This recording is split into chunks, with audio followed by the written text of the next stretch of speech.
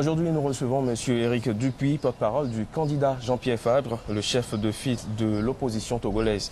Avec lui, nous parlerons du programme de société du candidat et de l'organisation de l'élection présidentielle du 25 avril prochain au Togo. Monsieur Dupuy, merci d'être avec nous. C'est moi qui vous remercie. Alors, le programme de société de votre candidat, M. Jean-Pierre Fabre, s'articule autour de 7 principaux axes. Dites-nous quelles sont les priorités ou bien quelles seront les priorités de M. Fabre pour le peuple togolais s'il remportait les élections. Vous savez, ce document qui sont les engagements de M. Fabre, mais qu'il a intitulé « Mes engagements pour le Togo », est un document qu'il a mûrement réfléchi, qu'il a travaillé lui-même, parce que ce document est fondé sur ce qu'il a vu à travers le Togo pendant de longues années.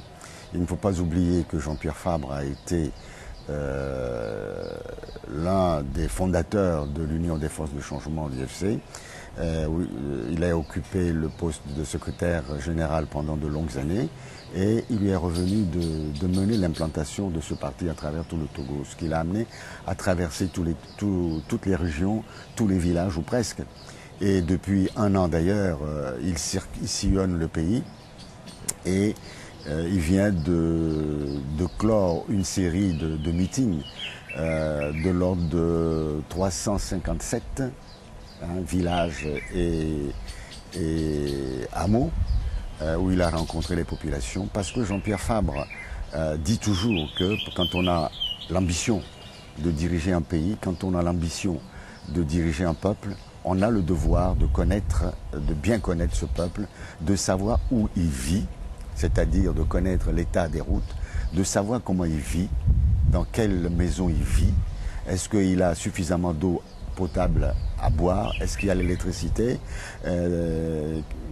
quel est le travail, est-ce qu'il y a des équipements sanitaires nécessaires à une vie saine et heureuse. Donc ça a toujours été sa préoccupation. C'est pour ça que ce document est fondé sur ce qu'il a entendu, ce qu'il a vu à travers tout le Togo pendant des années.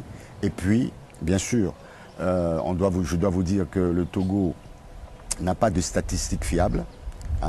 Le Togo, depuis 50 ans, est dirigé à vue, de manière totalement opaque. Vous allez aujourd'hui dans un ministère togolais, vous n'obtiendrez aucun chiffre réel et sérieux. Donc, il s'est également basé sur des chiffres provenant des organisations internationales qui aident au développement de notre pays. Donc, la préoccupation première de Jean-Pierre Fabre, c'est le bien-être du peuple togolais. C'est la cohésion nationale. Parce qu'aujourd'hui, le pays subit une fracture très sévère. Le gouvernement, le régime RPT UNIR qui a régenté ce pays depuis 50 ans, a travaillé, a œuvré pour diviser le peuple, pour appauvrir le peuple. Aujourd'hui, plus de 75% de la population togolaise n'a pas à manger 2 fois par jour. Ce sont les chiffres des Nations Unies. La population togolaise, dans 90% des cas, n'a pas d'eau potable à boire. Et tout ça, ce sont des préoccupations, ce sont des priorités pour M. Fabre. Mais la première priorité, quand M. Fabre sera président de la République, c'est d'abord les réformes institutionnelles et constitutionnelles, ainsi que électorales, prévues par l'accord politique global. La deuxième priorité de Jean-Pierre Fabre, c'est l'édification de l'état de droit. Parce qu'il parle du principe qu'on ne peut rien faire dans un pays s'il n'y a pas la justice, s'il n'y a pas le respect de la loi.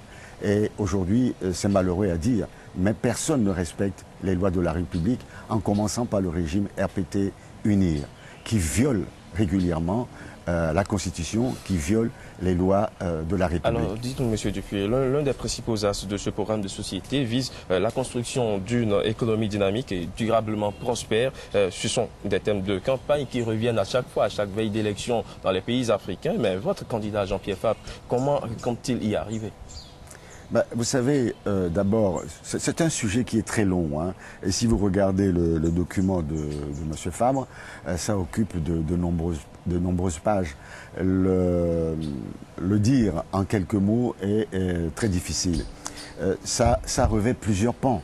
Bon, l'agriculture, vous savez que le Togo est un pays essentiellement agricole, mais nos populations n'arrivent pas à vivre de cette agriculture. Si on prend par exemple la culture vivrière, il n'y a pas aujourd'hui d'autosuffisance alimentaire au Togo parce que les agriculteurs ont des propriétés qui sont réduites, hein, donc difficiles à travailler. Et il n'y a pas de mécanisation. Aujourd'hui encore, le peuple togolais travaille avec les dabas et les roues, les coupes-coupes. Imaginez une journée entière sous ce soleil d'Ardent à essayer de cultiver quelques maigres maïs ou mil pour la suffisance alimentaire peut-être de quelques personnes, voire d'un village. Le souci de Jean-Pierre Fabre, c'est d'aider l'agriculture togolaise, d'abord la culture vivrière, ensuite les cultures de rente, à savoir le cacao, le café, voire l'anacarde. Hein. Il y a le coton également, qui a été sacrifié par le régime RPT. Je me souviens qu'il y a quelques années, on avait fait toute une campagne pour la culture du coton, mais l'organisme chargé de contrôler cette filière, à savoir Sotoko, a fait faillite, a ruiné les paysans. Donc nous allons revoir tout ça.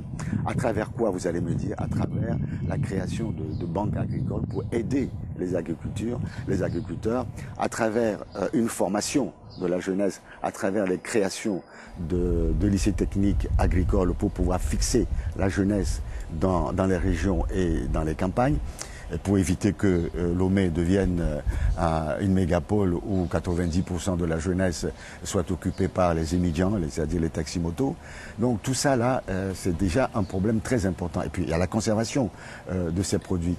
L'autre pan, c'est le développement, le renforcement des banques, le renforcement des fonds propres des banques pour que les banques puissent jouer pleinement leur rôle dans le développement économique du pays. Parce que vous savez qu'un entrepreneur togolais qui souhaite créer une entreprise a besoin d'un concours financier, d'un concours bancaire. Aujourd'hui, nos banques sont très frileuses. Il faut leur donner les moyens pour accompagner les investisseurs togolais, pour que les investisseurs togolais puissent créer de la richesse, puissent créer de la plus-value, puissent créer des emplois. Et également, tout à l'heure, de l'édification de l'état de droit, c'est nécessaire pour permettre aux investisseurs étrangers de venir librement au Togo, investir pour que le Togo puisse avoir des entreprises performantes et dans l'intérêt du peuple togolais tout entier. Est-ce à dire que le régime actuel, le président actuel n'a rien fait de tout ceci? Non, je ne vois pas ce que le régime actuel a fait depuis, disons, depuis 50 années. Tous les éléphants blancs que nous avons connus aujourd'hui sont totalement essoufflés. Dites-vous qu'en 2008, Jean-Pierre Fabre était président du groupe parlementaire UFC à l'Assemblée nationale et il avait posé cette question au ministre de l'économie, qui est toujours actuel ministre de l'économie, il s'agit de M. Ayassor. Il lui avait demandé de situer la part des phosphates qui représentent l'une de nos richesses togolaises dans l'économie, dans le budget togolais. Et le ministre lui avait répondu que depuis 5 ans, cette entreprise publique n'a pas fourni de bilan ni de compte de résultats. C'est scandaleux. C'est pour ça que nous parlons de l'opacité dans la gestion du pays par le régime RPT uni. Aujourd'hui, on voit que Fognan Sibé pose devant le port de Lomé. Et ce n'est pas lui qui a construit le port de Lomé. Le port de Lomé est une réalisation de Sylvanus Olympio depuis 1963. Il pose devant le port de Lomé, devant l'aéroport, devant les chantiers, disant que... Mais il a engagé des réformes pour le port de Lomé. Aujourd'hui, c'est plus le port d'antan. Mais avant lui, le port existait. Bon, aujourd'hui, il pose devant comme une de ses réalisations. Je dis non, ce n'est pas une de ses réalisations. Le port de Lomé, les quais ont été financés par des investisseurs étrangers, à savoir Bolloré et autres. Hein, il ne faut pas tromper les populations. Qu'est-ce que le Togo a investi réellement dans le développement de ce port? Ce port-là ne sert que pour financer un clan, pour financer une famille. Ils posent devant les chantiers, les routes. Est-ce qu'on a besoin d'attendre 10 ans avant de se rendre compte qu'on a besoin de routes carrossables au Togo? Et comment on a financé ces routes-là? C'est une question importante qu'il faut se poser. Alors, Monsieur Dupuy, dites-nous, est-ce que vous avez l'assurance de ce que le prochain scrutin sera libre et transparent au Togo? Parce que, ne l'oublions pas, il y a un problème qui s'est posé autour du fichier électoral. Le scrutin a même été reporté de 10 jours. Pendant 10 jours, je crois que 10 jours a été suffisant pour nettoyer de fond en comble un fichier aussi dénoncé. Est-ce que vous croyez qu'il y aura une élection transparente Mais vous savez, vous êtes en train de prêcher un converti. C'est nous-mêmes qui avons soulevé le lièvre en analysant de manière totalement empirique le fichier de 2013. Et nous avons découvert des milliers de doublons, de dysfonctionnements, de choses inacceptables. Pourtant, c'est avec ce fichier que nous avons voté pour les législatives en 2013. Nous avions demandé, hein, c'est nous qui avons écrit à la secrétaire générale de l'OIF demandant l'audit du fichier tel que cela a été fait au Sénégal. Mais malheureusement, on n'a pas obtenu gain de cause et l'OIF a envoyé une équipe pour essayer de consolider de manière sérieuse le fichier. Bon, nous savons que ce fichier contient toujours des scories, contient toujours des dysfonctionnements, parce que la différence entre un audit et ce qu'ils ont fait, c'est que l'audit aurait permis d'extraire de ce fichier, par exemple, l'inscription frauduleuse des étrangers. À travers ce qu'ils ont fait, ils ne peuvent pas le savoir. Or, si on faisait l'audit du fichier, on se rendrait compte que dans tel village ou dans telle ville frontalier, il y a tant de population, on ne pouvait pas avoir tant d'électeurs. Mais nous sommes sereins. Parce que si on regarde bien le fichier électoral de 2013, qui d'après nous contient près de 200 000 électeurs fictifs, nous disons que malgré cela, les résultats proclamés par la CENI et par la Cour constitutionnelle en 2013 ont donné à l'opposition autant de suffrages exprimés qu'au régime RPT Unir. Nous sommes quasiment au même nombre de suffrages exprimés. Il y a deux solutions.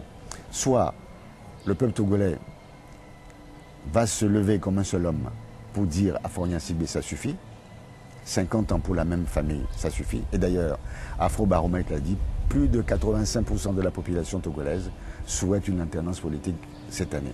Je ne vois pas comment, avec 15% seulement, Faure Gnassingbé puisse espérer gagner ces élections.